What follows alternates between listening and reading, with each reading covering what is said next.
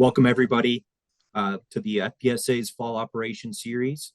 We're going to be discussing today meeting increased demand with a decreased labor force. This is the third webinar of a 5-webinar series. They are happening every Wednesday at 2 p.m. Eastern through October 23rd. The remaining 2 sessions are going to be discussing data-driven maintenance as a margin enhancer, and finally, disaster prevention with contingency planning for operations.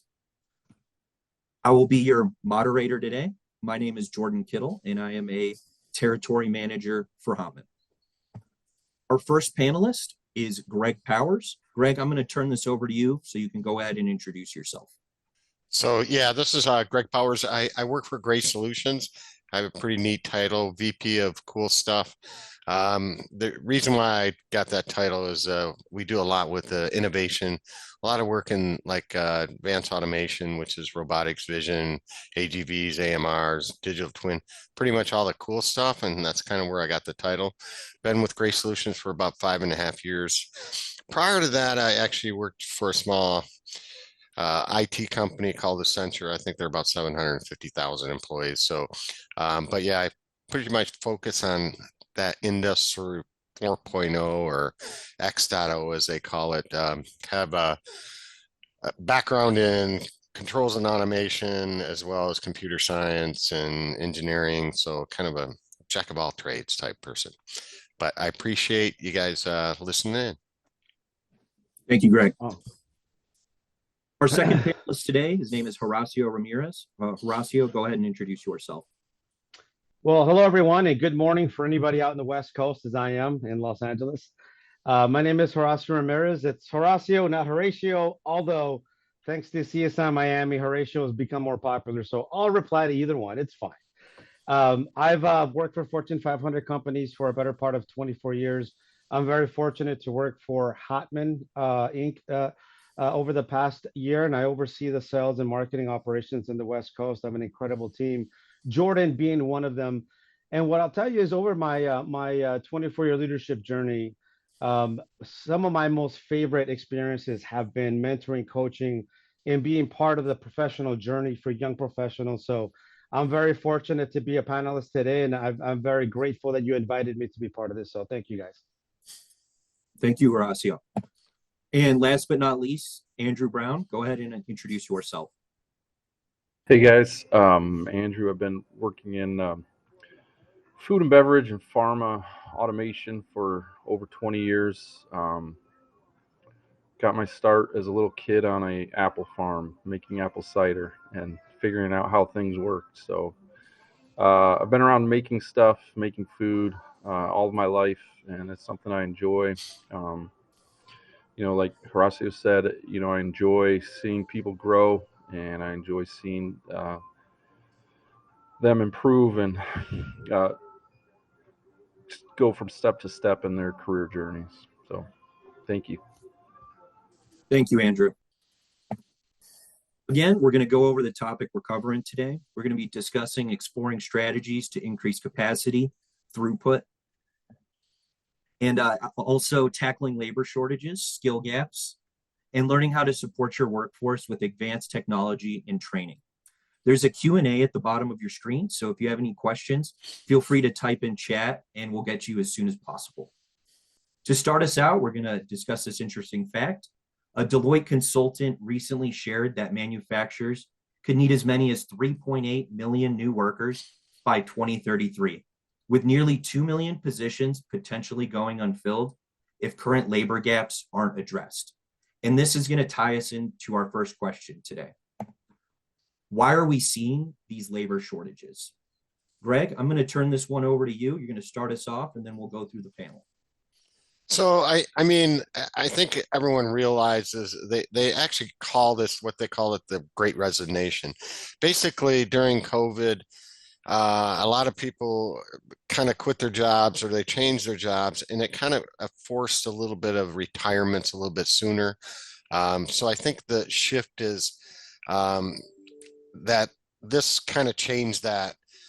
So we have the aging workforce, the retirements, that was really kind of the stem of it. So COVID did have a pretty big impact. I think we all know that. We decided we didn't want to go back to work. I don't know what some of the decisions, but I think that was a big reason why our shortage there. But I think a little bit too is the perception of manufacturing. I think we still feel that manufacturing is what we call a dirty job. It's not, it's not a perception that I see younger workers actually jumping into heavy lifting, physical demands, repetitive work, which I think is somewhat a perception that people not interested in that path. But as we see some of this, a lot of innovation is coming on. We're doing a lot of increase in advanced technologies within these manufacturing facilities. There's also a mismatch of skills. So now we're kind of looking at more of the technical type skills, because when we have all this automation, you got to have a workforce that can actually kind of have that skills, and we just don't have those skills. I think a lot of it is, I think they call it almost like job hopping, where typically you might get trained by, one manufacturer, you get through all this training, month of training, and then you find out down the road that the job is a little more, you get a little more pay down the road. So there's a lot of that job swapping, or maybe they get a little bit more pay, and you just see a lot of that. I think flexibility. I think a lot of people now want to spend more time with their families. COVID kind of said, well, I can work at home. So the perception of going into a high demanding workforce with sometimes, you're working long hours in manufacturing because the demand is up. So I think that's a kind of where they're looking at different flexibility of jobs, or flexibility in their work-life balance, I guess you could say. I think the other thing is wage and benefits. You see the rates, the change in wages across. McDonald's, you can get quite a bit of pay. Why would I choose a manufacturing job over something like that? So I think you run into those a lot. So I think those are pretty much some of the core reasons why we're at it right now. So go ahead. Yeah, Greg, I couldn't agree with you more. I think you hit some really critical points. In fact, if I was to look at the 80, I think you hit the 80 of why we're seeing these shortages. It is very unique. We went through a world experience that is unique, right? That hasn't happened since over 100 years. And that really changed the landscape of perspective of employment. To add to that, I think another element that is creating these shortages, and it really makes you think about why a employee would leave to get 25 cents more an hour down the street, right? That's the big challenge that I keep hearing from some of our customers. I spent 3 months training them. They went down the street for 25 cents. But I think as you laid out all these things, it really talks about the changing work environment, and truly what employers are doing to help change with that work environment. And a byproduct of that also includes, providing the right skill training to build some loyalty for these employees. So I think a big part of that as well is evolving with the times, building the right culture for them, but really giving them the skills that they need to feel relevant and build some loyalty to them, where that 25 cents may not be as important if they feel there's a long run here with this organization. Perfect. Thank you. And Andrew, did you have something you wanted to add to this topic? No, I was just going to say, Horacio, out here in California, where we're paying $20 an hour for McDonald's workers, it's hard for us to compete with that on the labor line. Yeah, I was going to mention it is pretty interesting that some of these minimum wage changes have really impacted certain industries. But that just means that they're eventually going to lean into more, down the road, more AI solutions, automated solutions that we're going to talk about later. So I think it's a temporary band-aid that'll end up being, more detrimental than it is a solution down the road. But I think one of the things we chatted about that I wanted to hit really hit right on the head is there's also this element, Greg and Andrew, I think you guys have kids that, these kids don't think these jobs are as sexy as other jobs. Right. That's another truth of some of these shortages that we've gotten. So I think that's another element that we'll flesh out a little bit more as we talk more about these topics. Yeah, I think one of my daughters wants to be a YouTube star, so that's what she's focusing a little bit on, her job of the future. So, yeah, manufacturing is not on her mind at all. You can't do any cute little dances while you're running the line. Well, you can. You just won't be there tomorrow, Yes. but you That's can, right. right? That's right. Great. Thank you for the input, guys. We're going to move on to our second question today. How can advanced technologies such as automation and AI be leveraged to enhance throughput while addressing labor shortages? And Greg, again, I'm going to have you start us out on this one. Yeah, I'm very passionate about this, so you guys can tell me to shut up anytime. But so Great Solutions focus a lot around that, some of the advanced automation and really on the innovation side, such as AI. But we're an automation company, so heavy emphasis right now is really put on that automation.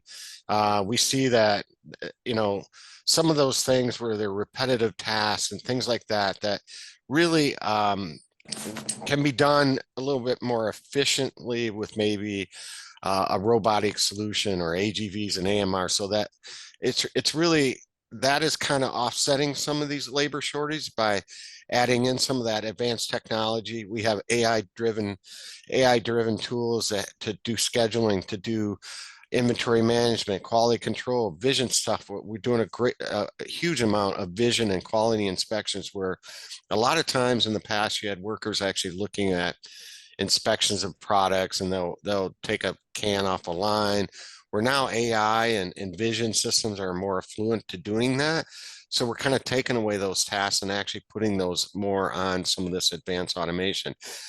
So, and a lot of this, just have to say, I mean, when you're running 7x24 and you have a robot that can run 7x24 continuous, I think it's an advantage. So those long hours, I think people are putting in, can be addressed with putting in some of these robotic solutions as well. So and really, we've been focusing as well as how do you bridge that gap between this technology and your addressing the skill gap. So a lot of times we're using digital technology such as digital twin to really kind of drive that learning quicker, so people can actually get out there and it's not a lengthy learning process, understand what this equipment is doing. So we've implemented a lot of digital twin modeling with VR headsets. It's kind of virtual. It's pretty amazing.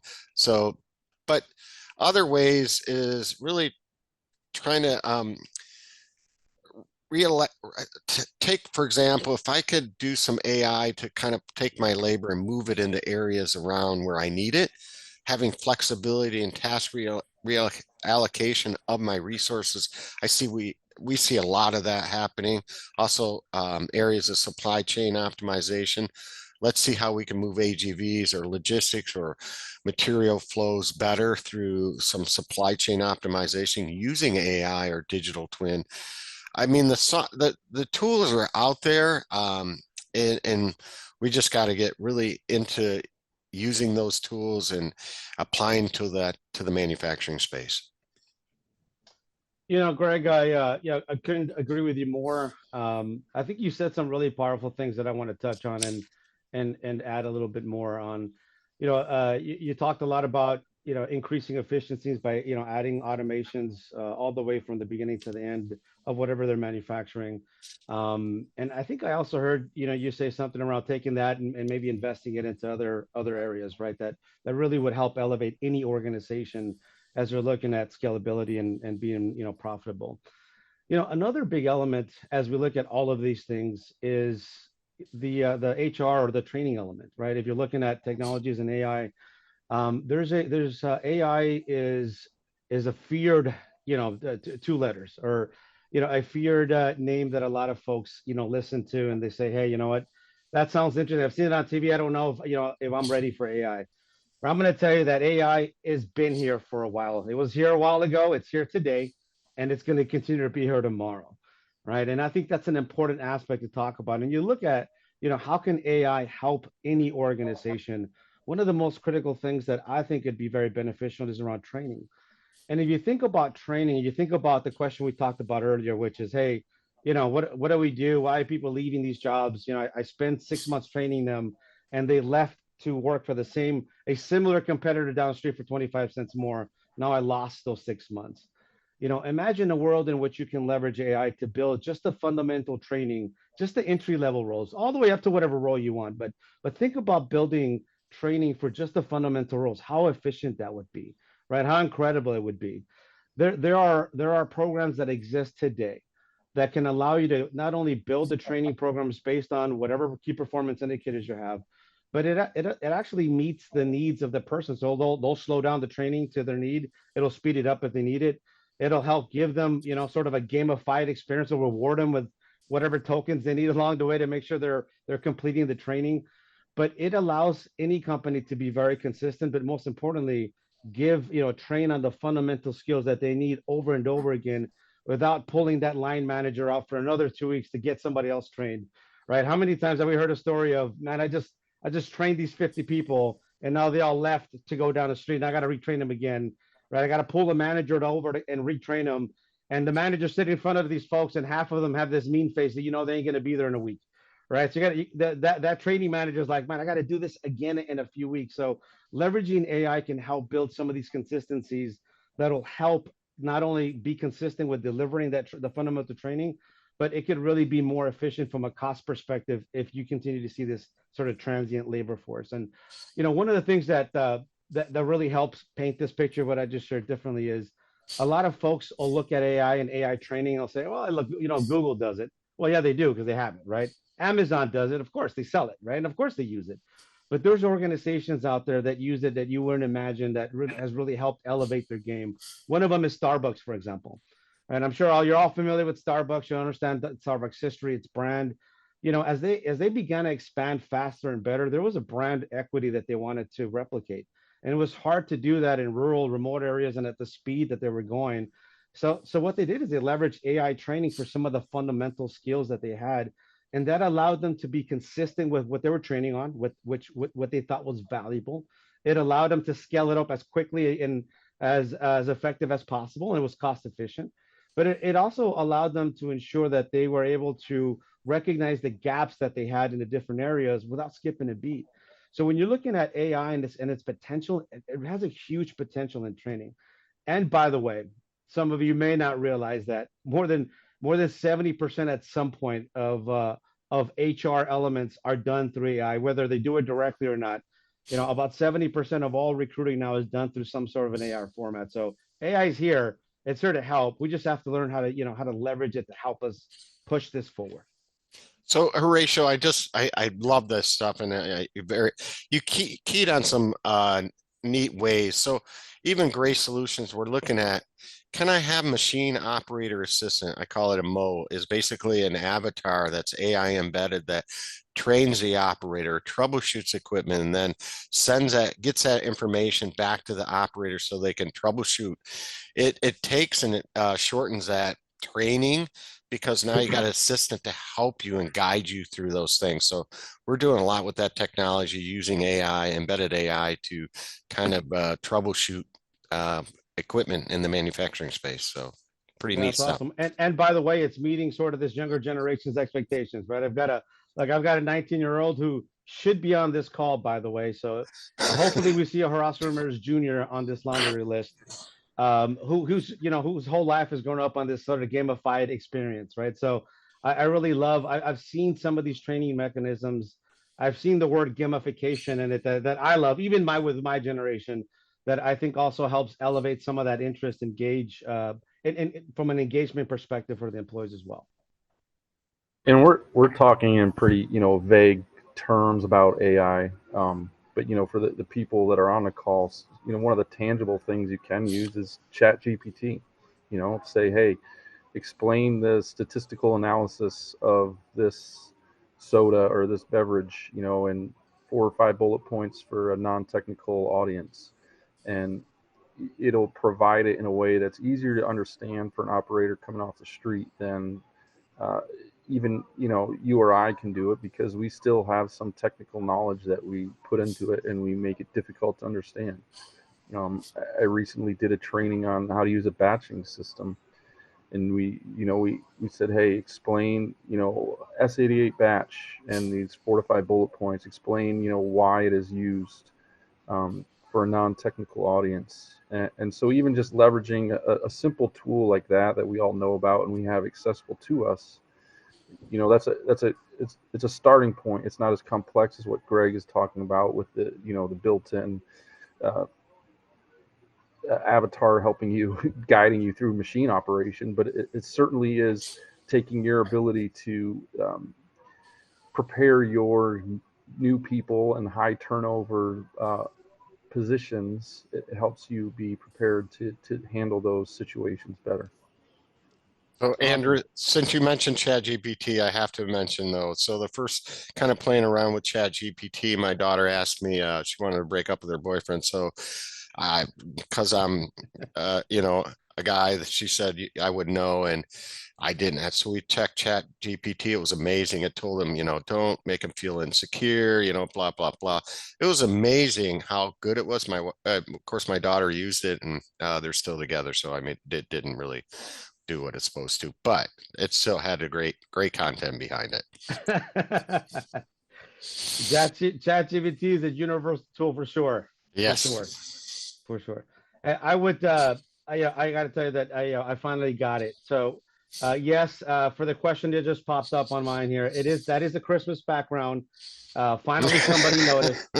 The Ramirez household celebrate Christmas and Halloween, so yeah, it's there. I'm glad the technology helped translate some of that over. So I got it, and yes, thank you for the background. Thanks for the answers, guys. Greg, I hope you at least like the guy a little more now since they're still together. But we'll move on to the next question today on today's agenda. What metrics do you use to evaluate the effectiveness of your training programs and capacity building efforts? And what tools or methods do you recommend for accurately assessing the current skill levels of your workforce? And to start up this question today, Horacio is going to take the lead here. So go ahead, Horacio. Sure. This is a very involved question, so it's a little deep. So we're gonna tackle this in a few different ways. I think the way we're gonna approach this is more of a DIY perspective. So I'm gonna give you some do-it-yourself criteria buckets to think about, and hopefully with that you can take it and maybe embrace it and absorb it into your organizations as we go through it. But this is when you're looking at measuring training programs. This is one of those things where it's very critical to have an effective infrastructure to begin with. And let me tell you what I mean by that is, I think it becomes very critical for, regardless of whatever role, whether it's an entry-level role or an advanced role, that you identify what the key performance indicators are, focus on those skills that you think are important. And of course, you'd use those key performance indicators to hire and recruit from, right, to make sure you're bringing on people that you believe will be talented enough to continue to move on the pipeline. So identifying those KPIs are very critical, but also, creating the KPIs, the training behind those key performance indicators is another critical piece as you're looking at training. And using this entire process from the moment you onboard them to the feedback you give them, talking the KPI language, building the training around that, and using that when you onboard is a critical cog to ensuring that your training program behind is effective. So in a world in which you've done all that, here's what I would recommend you look at from a measurement perspective of the training programs. They're 4 buckets. The first one is, you really have to measure, the content retention. So regardless of the role that you're training, there's certain core things that they have to retain that are critical. You have to be able to validate that they got that, right? If you're leveraging, the AI technology that Greg talked about with the avatar, well, the great thing about that is it actually tracks their knowledge retention along the way. So it'll tell you, hey, these guys are 80% there. They're good to go to the next phase. That's a great thing about leveraging it. Or you can just use the old school way of pen and paper, pen and paper, right? You can take a few things that are important for that role and test to make sure that you understand the critical portions of it. So, testing for knowledge retention is the first measure that's important. The second one is around skill application. So it's the ability of, after they've demonstrated that they understand what's important, they have to be able to demonstrate the skill. And that's usually through observation of with a supervisor or a lead person there watching them execute that role to make sure that they're doing it the way you need to. And you're also giving them feedback along the way if there's improvement that needs to be done. So we talked about content retention and then skill application. The third one is around employee engagement. And with employee engagement, it's also about employee retention, right? If you're finding that after you bring people on at the 12th month, 80% of them are leaving, man, there's a problem. What is that? What's that? I love Lucy saying, Lucy, I think we have a problem. If 80% of them are leaving after the 12 months, there's a problem there. So engaging the employees' retention is very important as another metrics. And a lot of the organizations I've worked for, we've used, anonymous employee surveys to help us understand from a training perspective what we're good at, what we're not good at, and some of the things that are getting in the way around that. So that's the third measure. The fourth one is around the business impact, right? The ROI of the training and the training programs. And I'm going to go back to leverage an example to paint this picture of if you're using artificial intelligence to do your training and it costs you X amount of money to bring it on, is this new program, the people that are going through it, are they prepared faster? Are they more productive? Are your business results faster, better, quicker? Is your turn shorter because of it? So there's a lot of ways to quantify the business impact that the training programs could have when you make the changes. But you can also measure that based on what you have today if you're not making the changes. If your turn is really high at 12 months, at 6 months, and the cost of retraining somebody is really high, well, you've got the measure of ROI of what you need to change. So when you're looking at this holistically, guys, 4 big things: knowledge retention, skill application, employee engagement and retention, and the business impact. Those are the 4 things that I would look at to evaluate any training program as you would look to change it, embed it, or alter it. Perfect. Thank you, Rocio. Greg and Andrew, do either of you have anything to add to this question? No problem. If not, Horacio covered it really well.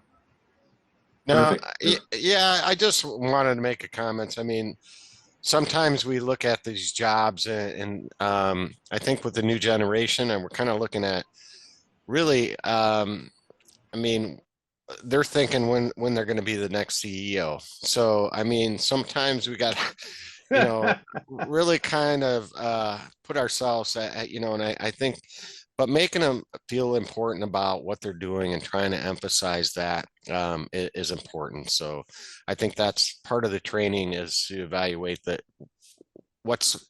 why we need you so bad as you train these employees, but really showing them the need. Greg, yeah, the CEO thing is funny, but it's real, right? If any leaders in the organization now, and you're looking at the young professionals, and this is just the way they've grown up. This is the way they're learning in schools, right? This is the influence of some of the technology that we've got. I can't tell you how many times I've had young folks come in a year and a half in saying, "Hey, look, I'm not the highest paid person. What's going on, right? I'm not the CEO. I don't have a Ferrari. What's happening here?" The reason why that's important, the reason why having these training programs and these KPIs up front, very clearly mapped out, and having that language built into your training is for that reason. It'll help you point back to, hey, listen, the reason why you're not a CEO is you're on step 2 of 75, whatever it is, right? Yes. And you've got to productively get through the process to get there. So, in a very comedic way, I think it does help mitigate some of these expectations that our young folks have. And look, I love the energy, of course. I don't think there's anything wrong with it, but I think that it becomes a problem when we can't have good conversations. But having good infrastructure allows us to have that common language connection and say, hey, when we talked about training, look, here's where you're at. You think you're here, but you're really here. Let's work on helping building the plan to get you there. If CEO is the path for you, then it is. But let's be real about where we're at. So I couldn't agree with you more, and it happens a lot. Not that Jordan's had the conversation with me, but I'm just saying. Thanks for the response, guys. We'll move on to the next question here. Beyond training, what strategies do you recommend for retaining skilled workers in a competitive labor market? And for this question, we're going to turn this over to Greg to start us off. Yeah, so a lot of times, I mean, We got to kind of get rid of this perception that manufacturing, to be honest with you, manufacturing as you see it now is high tech. When you go out there with, especially with the automation we're putting in, AGVs, AMRs, robotics, it is not the manufacturing that you've seen in the past. You go out to some of these manufacturing, they're very high tech, very just sanitation's amazing. Everything about manufacturing facilities is different than probably, I think this perception is wrong. And really, I think changing that perspective is what we need to do. I think a lot of it too is they don't realize, I think these are high tech jobs, because when in 5 years, when we see this AI kind of take over the world and Cyberdyne and whatever, all that, I don't want to scare anybody off, but yes. But what's going to happen a lot is these employees are actually going to be training these AI technologies. So if you look at AI, it requires tons of training the model to make sure it runs well. So to be honest with, the future is really these more training AI models to actually do some of that, those tasks with the robotics and AGVs and AMRs, stuff like that. So I think that's where, if we change that response perspective, then I think it'll do better for the market. Yeah, Greg, again, some very powerful points, all 100% dead on. But and to add to that, right? Once they've added these technological pieces to it, I think another big element from a strategy perspective that could be a huge swing and miss, even if you invest millions of dollars in and fully upgrading your operation, is around building the right culture for the employees, right? They still have to work and operate with other humans next to them. And I think that's one of the things that a lot of organizations swing and miss on. In fact, I think a lot of organizations ignore, especially in manufacturing, and it's irregardless of whatever department they're in.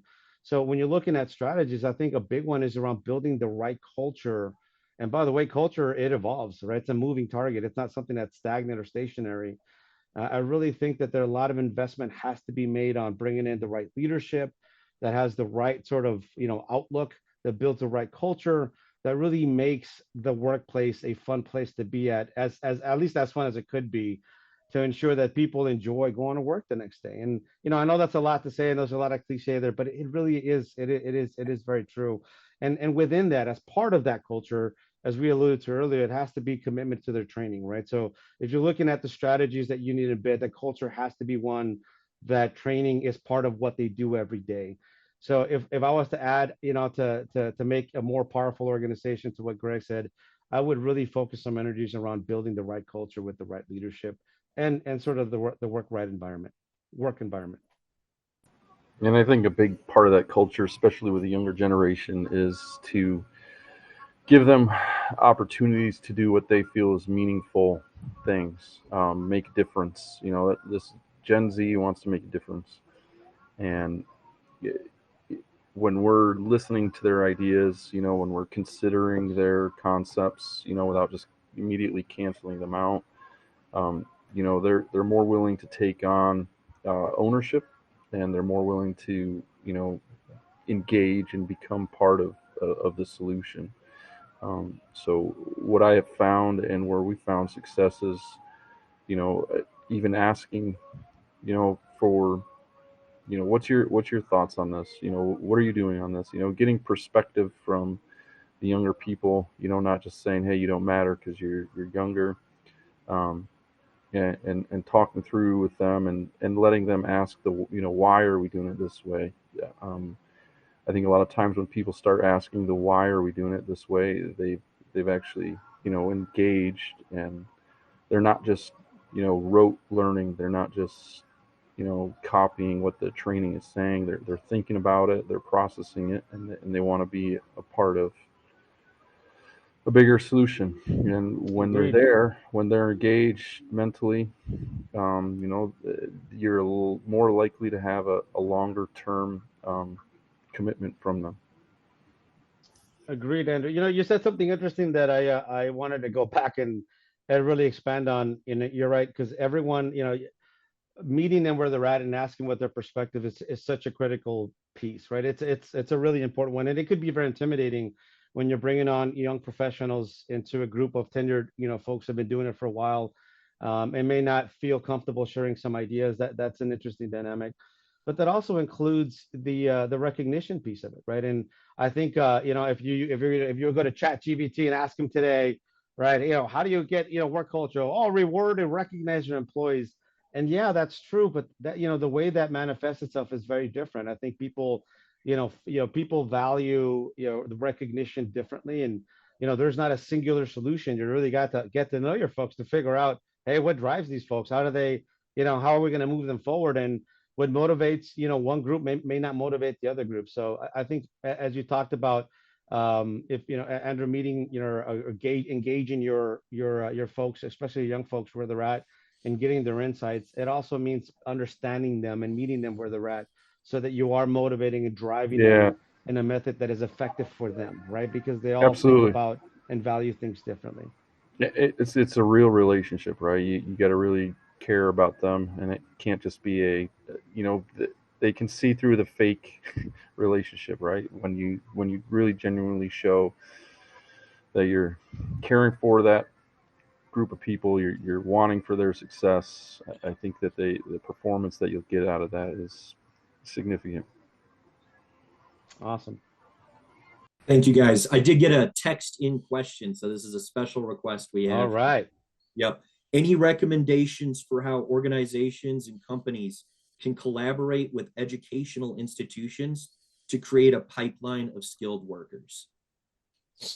I do want it. So I know with Gray Solutions, we actually team up with a lot of UK, a lot of different, and we actually provide some internship programs out of these.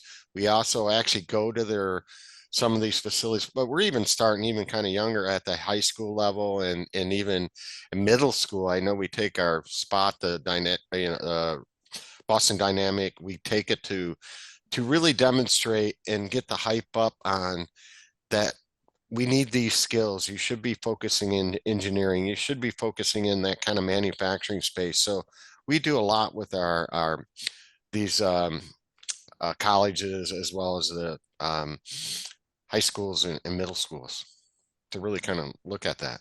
Yes. Awesome. Yeah. You know what? Great. I've for a better part of 2 decades, I did something similar for all the organizations I work with, primarily focused in the Pac-12 and primarily focused out of USC. So fight on if there's any SC alumni out there. But it was one of the methods that we used to really find folks that we thought was a good fit for what we were doing.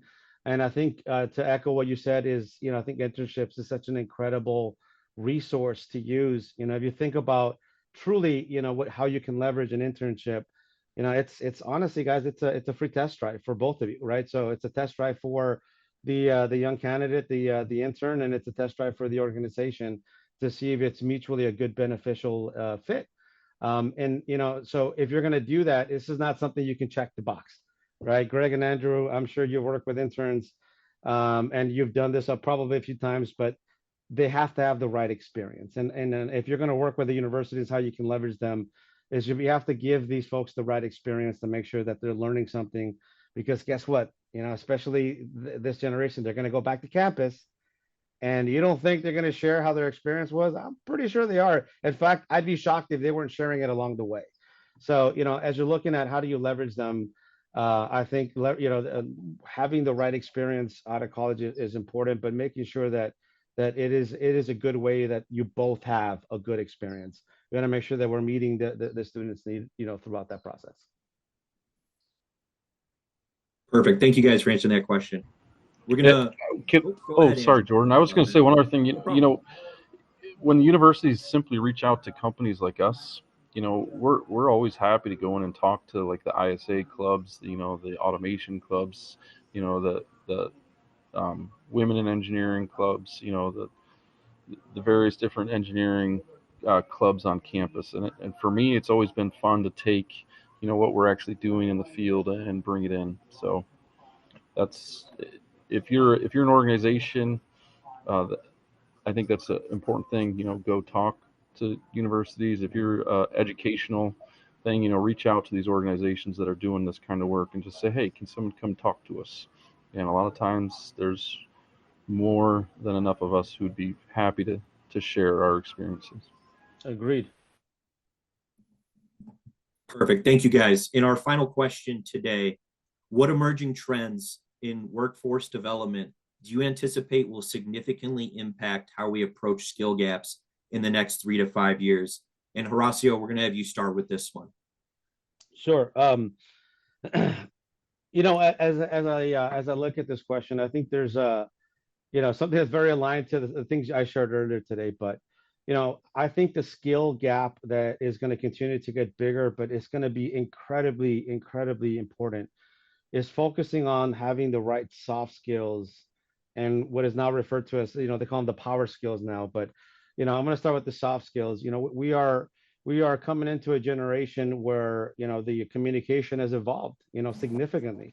And I'm going to use, not to date myself, but when I started my career 20 some plus years ago, the primary methodology of communication was a phone or an email, right? An email was still the primary one. And I still remember when it evolved into text messaging. It was a hard transition for some folks, for some managers, having to text message questions or stuff. And that's now evolved to text messaging being a bridge with this young generation. And as I shared with you earlier, I have a 19-year-old. I don't understand what some of these abridged text messages mean, but they mean something, right? So communication has evolved very differently. And as you're looking at the skills that you need from a leadership perspective, people that are going to influence an entire organization to move forward, they have to have the soft skills that can communicate between all generations. They have to have the soft skills to connect and be empathetic amongst all of these generations to truly influence them to move the organization in the direction that they want. That's going to be a critical skill. Then the other one is, as they talk about power skills, is the ability to navigate complexities. And again, as you look at some of the younger generations, the way they've learned to manage through some difficulties is different from what we've done. So I think it's important that as we look at some of the skills that you want to develop and train, if I was a young professional, would be to learn how to navigate through complex problems, right? How do you identify the root cause? Who do you bring into this to really solve it and create a cooperative solution that makes sense for everyone? So, the key takeaway is soft skills and power skills. And I got to tell you that in my opinion, if any organization or any person out there is looking at this and saying, hey, how do I get a competitive advantage? It's developing folks that buy into having that in their organization, because the people can drive it to the direction that they want.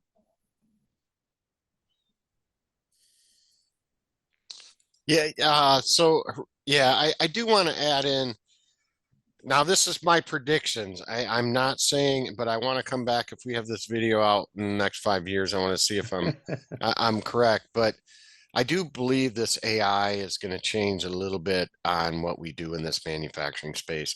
I really think that the workforce is going to be more focusing around making sure AI models are working properly in the manufacturing. I mean, this is probably 5 years out, but I think the trend is coming where this AI is going to do a lot around automation of manufacturing plants and doing some of those things. We got AGVs and AMRs, we got robotics, we have all this technology in those plants.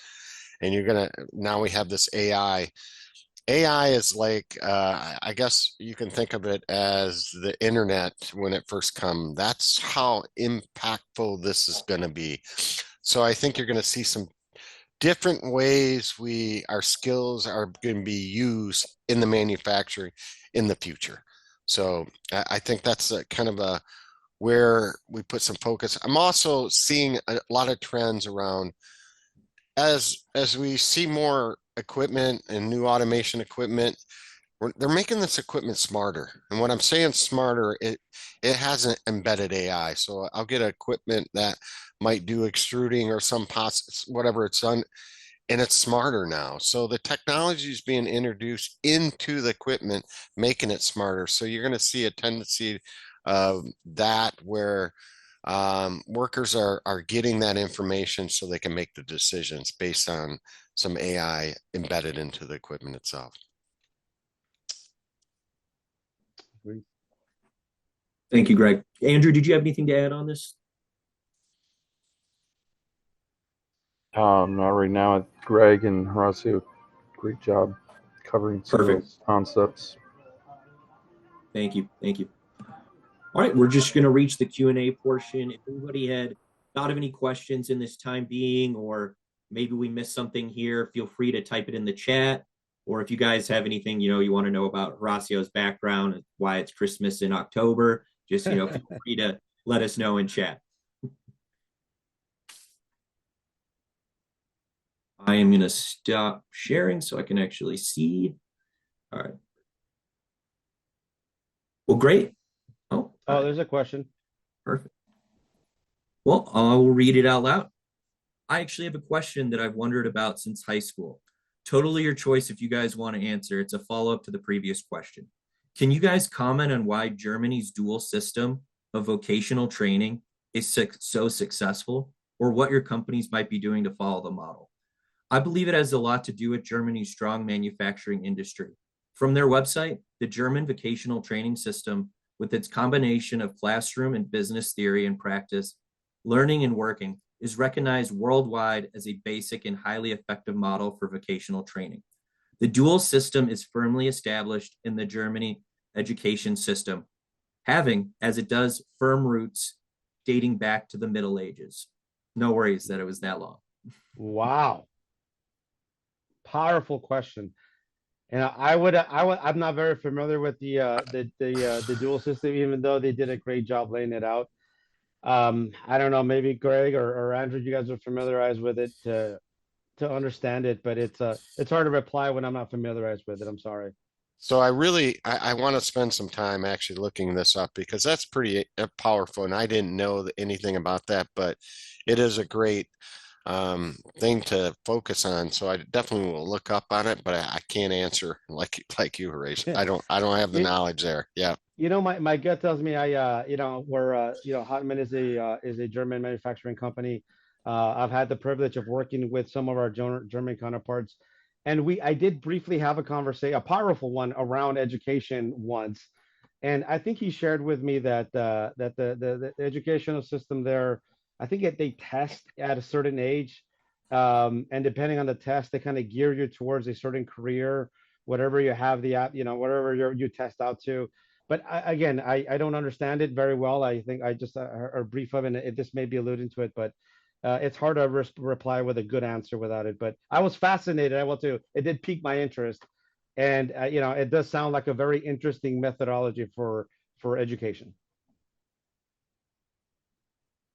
Perfect. Thanks for attempting that one, guys. Andrew, did you have anything you wanted to add on that end? Yeah, I've seen some states have great vocational education things, but I think it comes down to funding in the end. And I think that you'll find in Germany you have more federal level funding that drives the states, whereas in the United States, where Texas is bigger than Germany, it's harder to have a federal level education program. So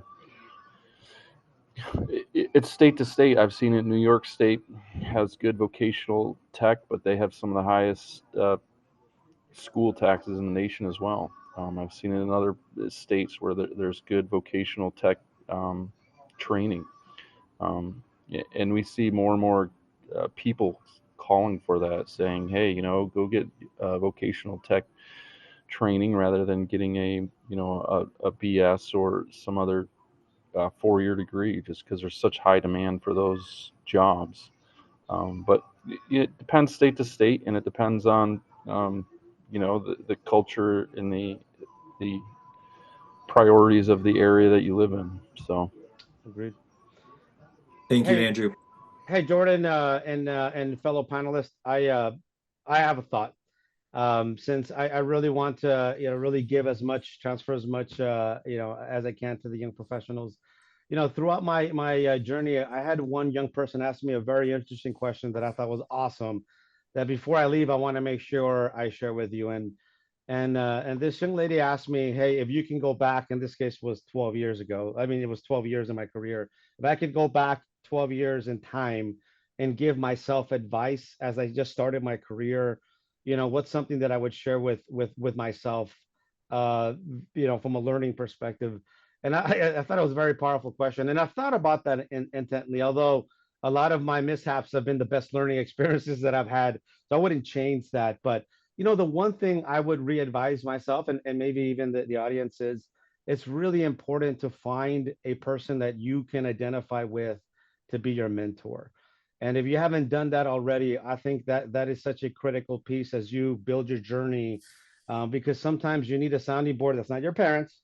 I'm going to say it again, somebody that's not your parents, right? That can really give you that, hey, listen, you're talking nonsense. This is what you need to do that you really trust that can give you the feedback that you need to catapult your career and sometimes give you the direction and comfort that you need. So, if I go back in time, I'd be, hey, fine, identify a good mentor. Doesn't have to be in your job, but somebody that you respect that can give that can grow with you as you grow your career.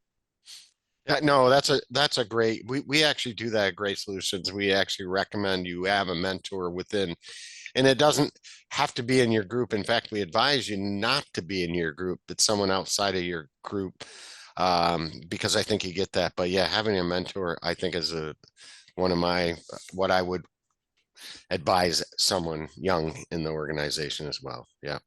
And by the way, ChatGPT didn't tell me that one. Just FYI. I'm going to look it Hey, up. Horacio, there's a very important question about the USC Penn State game. Very Oh important. boy. Is Oh, USC gonna beat Penn State on Saturday? Oh boy. You know it. The answer is yes. What kind of question is that? Against Minnesota? That's a very important question. We'll leave that one hanging. I appreciate you guys all jumping on today and taking time out of all the busy schedules you have to join us for this topic. If there's no other follow-up questions, we're going to be ending it here today, or final notes from you three. But once again, we thank you for your time today. Thank you, everybody. Thank you. Have a great day.